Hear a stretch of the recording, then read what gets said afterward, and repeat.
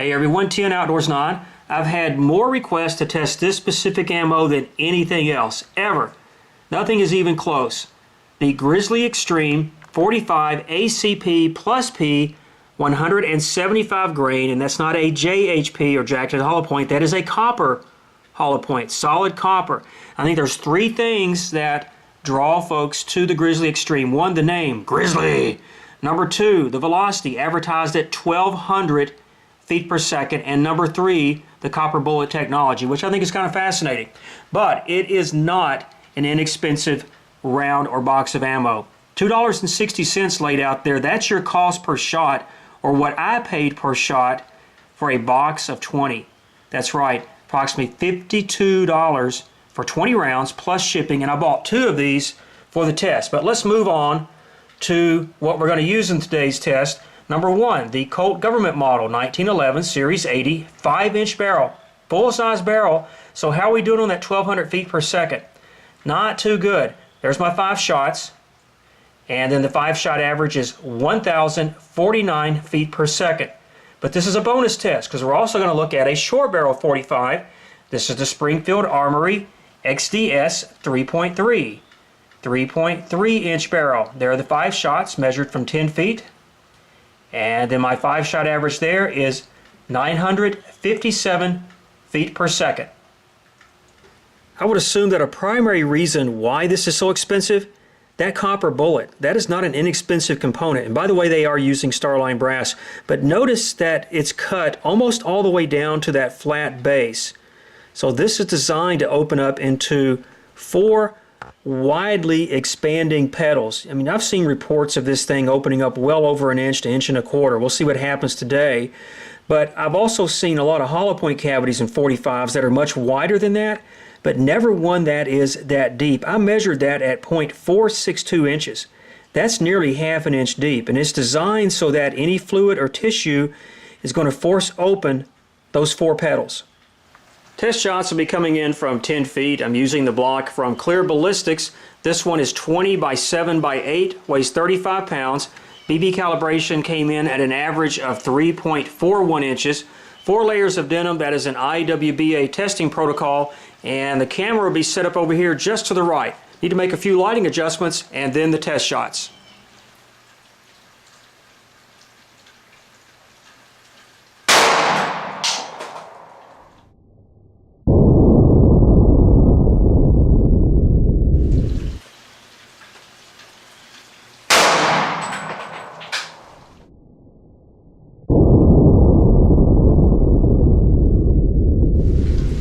Wow, just absolutely amazing, holy crap, and all those other things. There's the shot from the XDS, and once I saw how perfect that was, I said I am not going to risk messing that up and trying to place a shot just a couple inches off of that. So reverse the block. Glad I went with the 20-inch block on this, and there's the shot from the COLT. So let's get this under the LED light. Let's take a look at both of these cavities before I decide to box this up and sell it on eBay.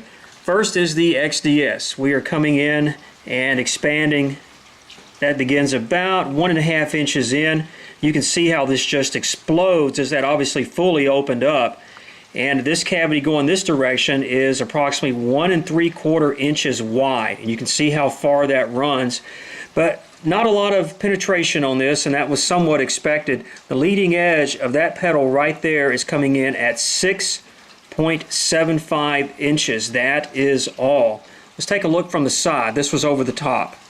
This is a second view of the XDS shot. This is coming in from the side, and from this perspective it's approximately 2 inches in height going from here down to here. So it's wider looking at it from this angle, but again, we penetrated 6.75 inches. That was it. And it's interesting that the cavity actually extends about another 3/4 of an inch to an inch beyond that petal. Let's look at it from this perspective over in the corner, and that's really interesting right there. This is the over-the-top view with the COLT 1911 shot, and I guess because of the higher velocity, expansion started a little bit sooner at 1 inch, and this cavity running this direction is 1 inch wide. So not as wide from this perspective as what we had with the XDS. That may change when we look at it from the side here in just a second. Penetration was a little bit deeper. 7 3/4 inches, measuring to that point. And I noticed just a moment ago that both shots ended up in generally the same position, with the base facing toward the top of the block. Side view of the Colt shot, and the cavity width didn't really change that much, with the exception of that segment right there, which is about 1 1/4 inches.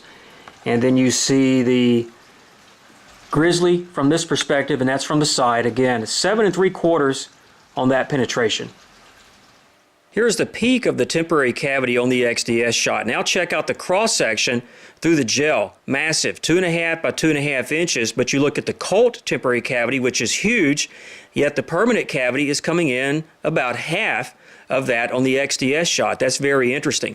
Then you get over to the diameter. Both are coming in well over 1 1/4 inches, a little bit more on the Colt, I think because of the slightly higher velocity. Then we had the retained weight, keeping in mind that the pulled bullet before the test shots was also just a little bit over the advertised.